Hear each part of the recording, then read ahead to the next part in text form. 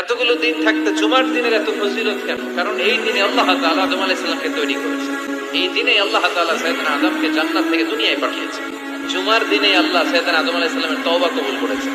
এই জুমার দিনে আল্লাহ তাআলা সাইয়েদনা আদম আলাইহিস সালামের রূহ কবজ করবেন। জুমার দিন ছাড়া কিয়ামত অনুষ্ঠিত হবে। আল্লাহ, আজকে শুক্রবার, পবিত্র জুমার দিন। এই পবিত্র দিনে তোমার কাছে একটাই চাওয়া, তুমি সেই অসহায় মানুষগুলোকেও ভালো রাখো যারা অন্যকে ভালো রাখতে গিয়ে নিজের ভালো থাকাকে কুরবানি দিছে। জুমার দিনের দোয়া কবুলের সেই কাঙ্ক্ষিত মুহূর্তটা হচ্ছে আসরের সালাত, অর্থাৎ বিকেল থেকে নিয়ে মাগরিব সূর্য অস্ত যাওয়ার আগ পর্যন্ত। এই সময়টুকুর মধ্যে আমরা যে দোয়া করব ইনশাআল্লাহ আজ্জা ওয়া জাল্লা আল্লাহ পাক কবুল করবেন ইনশাআল্লাহ।